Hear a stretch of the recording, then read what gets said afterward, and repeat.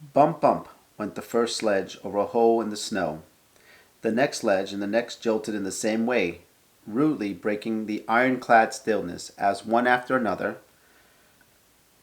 the trocas began to spread out along the road. A hare's track, a lot of tracks, Natasha's voice rang out in the frost-bound air. How light is it, Nicholas? Came Sonia's voice. Nikolai glanced at Sonya and bent down to look more closely into her face. A quite new, sweet face with black eyebrows and a mustache. So near yet so remote in the moonlight, peeped up at him from her sable furs. That used to be Sonya, thought Nikolai, and he looked closer at her and smiled. What is it, Nicholas? Nothing, he replied, and turned back to the horses. When they came out on the travel highway, polished by sledge runners and cut up by rough, hot hoofs, the marks of which were visible in the moonlight, the horses of their own accord began to tug at the reins and quicken their pace. The near side horse arched his head, frisking and jerking the trances. The wheel horse swayed from side to side, pricking up his ears as if asking, Time to go on. Time to go, or too soon? In front already, a considerable distance ahead, was the sledge driven by Zakhar, its deep bells sounding farther and farther away, its black horses clearly visible against the white snow. The voices of the mummers and his party could be heard, shouting and laughing. Now then, my darlings, shouted Nikolai, pulling the reins to the side and raising his whip. It was only the force of the wind on their faces and the tugging and straining of the horses as they accelerated their gallop that gave them an idea of how swiftly the sledge was flying along. Nikolai looked back, with screaming and squealing and a flourishing of whips that forced the wheel horses to gallop. The other trochus followed. The wheel horse rocked steadily beneath the shaft bow with no sign of slackening pace, but ready to increase speed when required. Nikolai drew nearer the first sledge. They drove down a hill and came out into the broadened track that crossed a meadow near the river. Where are we going? Nikolai wondered. It must be the Kose meadow, but no, this is a place I've never seen before. It is not the Kose meadow. It's not the Damkin hill. God knows what it is. It is something new and enchanted. Well, whatever it may be, and shouting to his horses, he began to gain on the first sledge. Zakhar held back his horses and turned his head. His face was white to the eyebrows with hoarfrost. Nikolai gave his horses the rein, and Zakhar, his arms outstretched, gave the rein, chucking them on. Steady there, master! He shouted to Nikolai. Nikolai put his horses to a full gallop and passed Zakhar. The horses kicked up the fine, dry snow into the faces of those in the sledge. There was a jingling of bells beside them, and they caught confused glimpses of swiftly moving legs and the shadow of Troko they were passing. From various directions came the whistling of runners over the snow and the screams of the girls. Checking his horses once more, Nikolai looked about him.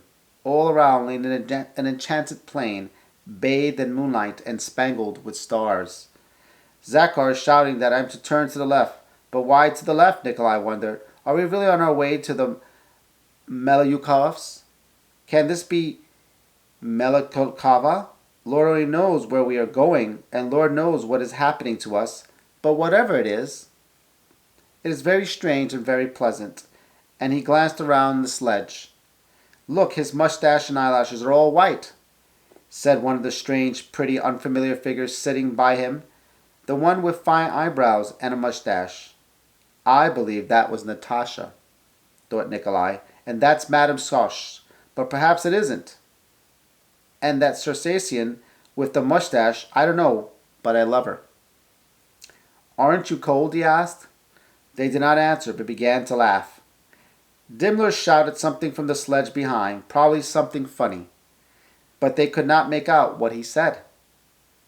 Yes, yes, answered several laughing voices. but now they were in an enchanted forest with shifting black shadows and a dazzle of diamonds, with flights of marble steps and silver rooftops on fairy dwellings, and the piping cries of beasts of some sort.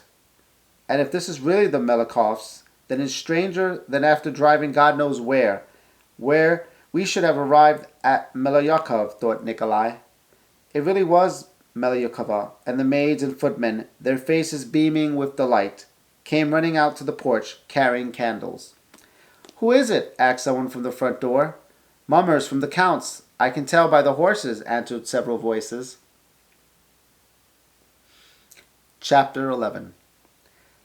Pelageya Danilovna Melyakova, a thick-set, energetic woman wearing spectacles and a loose morning dress, sat in the drawing-room, surrounded by her daughters, whom she was doing her best to keep amused. They were quietly occupied in dripping melted wax into water and watching the shadows cast by the wax figures.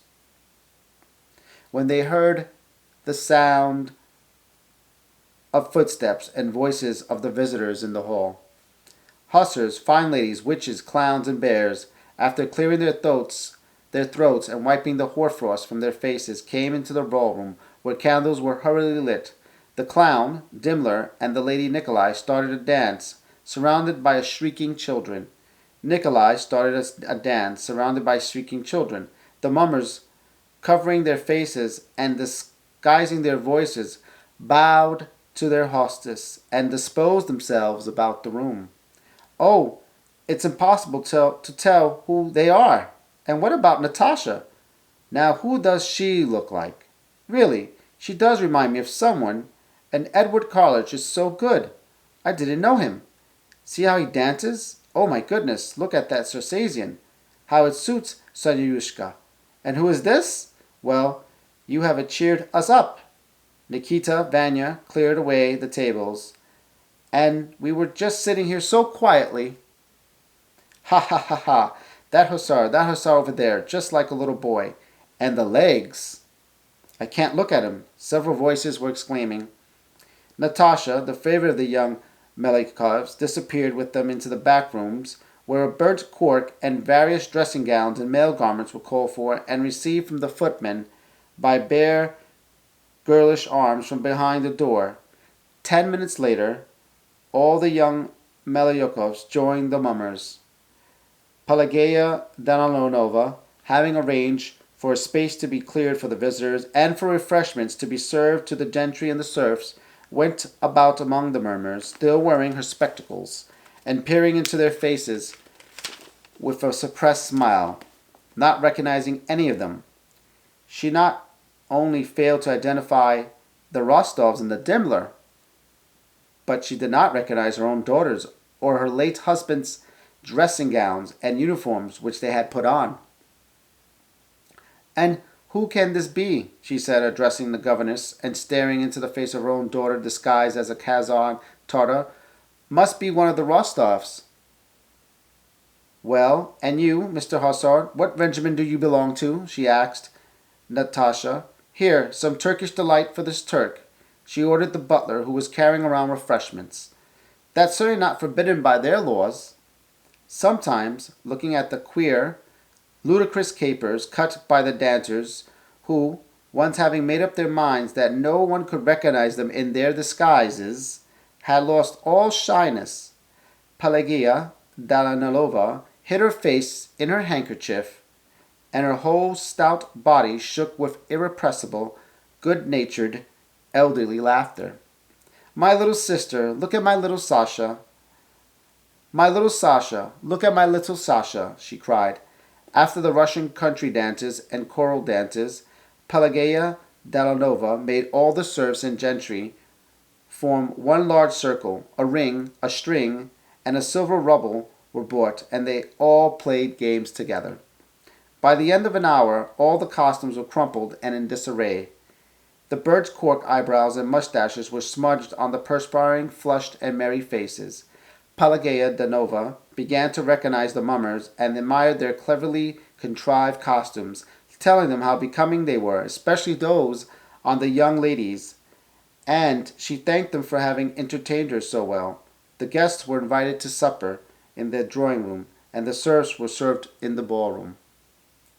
Now, to tell one's fortune in an empty bathhouse, that is something really frightening, said an old maid who lived with the Melayakovs during supper.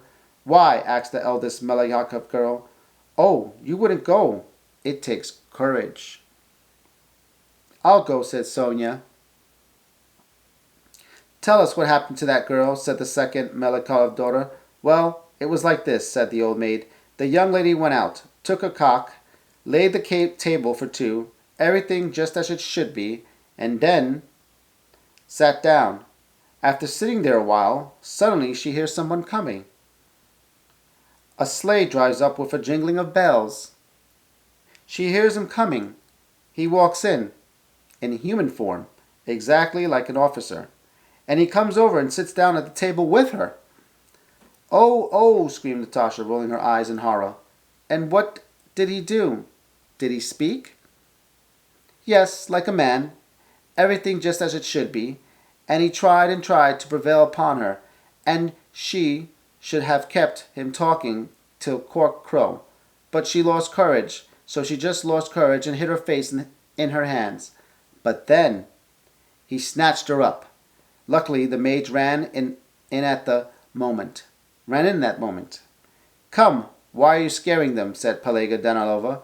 But mamma, you used to try your fortune that way yourself, said her daughter. And how does one do it in a granary? Asked Sonya. Well, say you go in a granary now, and listen. It depends on what you hear. Knocking and tapping, that's bad. But the sound of sifting grain, that's a good sign. Or sometimes it happens. Mamma, tell us what happened to you in the granary. Pelagea Delanova smiled. Oh, I've forgotten, she said, and I'm sure none of you would go. Yes, I'll go, Pelagea Delanova. Do let me. I'll go, said Sonya. Very well, then, if you're not afraid. Lois Ivanova, may I ask Sonya, whether they were playing ring on a string, or the rubble game, or talking as now, Nikolai did not leave Sonya's side, and gazed at her with quite new eyes. It seemed to him that today for the first time, thanks to that burnt cork mustache, he had fully recognized what she was. And in fact, that evening Sonya was gayer, prettier, and more vivacious than Nikolai had ever seen her before. So this is what she is like. What a fool I've been, he thought, looking at her sparkling eyes and the happy, rapturous smile dimpling her cheeks under the mustache, a smile he had never seen before. I'm not afraid of anything, said Sonya. May I go at once? She asked, getting up. They told her where the granary was and how she was to stand silent and listen, and handed her a fur cloak. She threw it over her head and shoulders and glanced at Nikolai. How captivating that girl is, he thought, and what have I been thinking of all this time? Sonya went out into the corridor to go to the granary. Nikolai hastily went to the front porch, saying he felt too hot. The crowd of people really had made the house stuffy. Outside there was the same cold, the same moon, now, brighter than before. The light was so strong and the snow sparkled with so many stars that one's eyes was not drawn to the sky, and the real stars were unnoticed.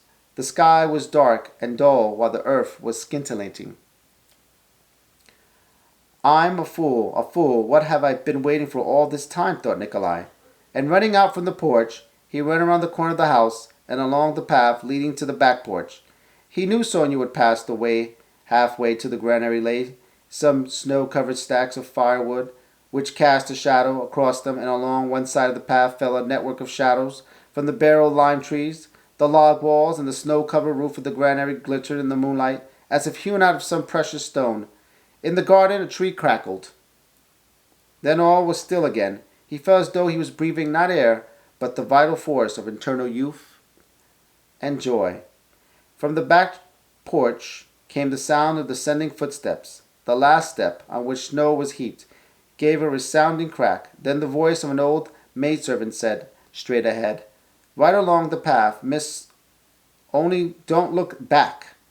I'm not afraid, said Sonya's voice, and the path toward Nikolai came, the crunching, squeaking sound of Sonya's little feet in their thin slippers. Sonya appeared, muffled up in her cloak. She was only a couple of paces away when she saw him, and to her he was not the Nikolai she had always known and slightly feared. He was in a woman's dress, with tousled hair and a joyous smile quite new to Sonya. She ran quickly toward him. Entirely different and yet the same, thought Nikolai, looking at her face lit up by the moonlight. He slipped his arms under the fur cloak that covered her head and embraced her, pressing her to him and kissing her on the lips that wore a mustache and smell of burnt cork. Sonya kissed him full on the lips and disengaged her little hands clasped his cheeks. Sonya? Nicholas? Was all they said. They ran to the granary and back again, entering the house as they came out. He by the front door and she by the back. And I'm going to leave it there. Thank you again, guys, for continuing to watch this series of reading War and Peace by Leo Tolstoy. This is a special episode. This is episode 50. So I'm really proud that I reached this epoch here. This is the 50th episode. So I just want to really thank you guys for whoever's watching this, and thank you so much, YouTube people. I continue to ask for a thumbs up. Please subscribe if you want for me to read more Leo Tolstoy's War and Peace. Leave a comment below if you know what you like, dislike, and yeah. Anyway, I'll see you in the next episode. Bye, guys.